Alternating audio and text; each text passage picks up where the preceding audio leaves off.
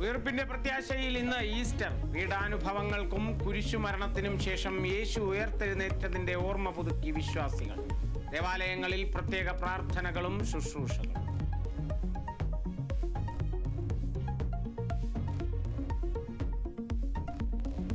ലഹരിക്കേസിൽ നടൻ ഷൈൻ ടോം ചാക്കോയുടെ മൊഴി പരിശോധിച്ച് പോലീസ്. ഹോട്ടലിൽ ഷൈനെ കണ്ടവരുടെ പട്ടിക തയ്യാറാക്കിയേക്കും.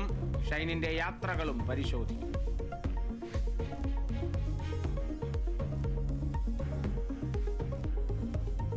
വേതന വർധനവ് ആവശ്യപ്പെട്ടുള്ള ആശാമാരുടെ സമരം ഇന്ന് 70ാം ദിവസം. പ്രാദേശിക പിന്തുണയോടെ സമരം സംസ്ഥാന വ്യാപകമാക്കാൻ ആശാമാർ. 4ാം ഘട്ട സമരത്തിന്റെ പ്രഖ്യാപനം നാളെ.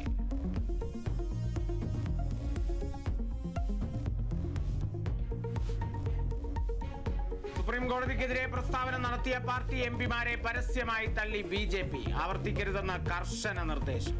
കോടതിയെ എതിർക്കുന്നതിനോട് യോജിപ്പില്ലെന്ന് നദ്ദ. വിവാദമായത് ചീഫ് ജസ്റ്റിസ് മതയുദ്ധങ്ങൾ വിളിച്ചു വരുത്തുന്നുവെന്ന നിഷികാന്ത് ദുബെയുടെ പ്രസ്താവന.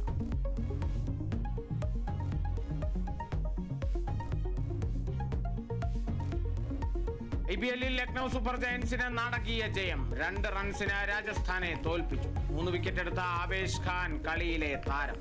ഡൽഹി ക്യാപിറ്റൽസിനെ 7 വിക്കറ്റിന് തകർത്ത് ഗുജറാത്ത് ടൈറ്റൻസ്.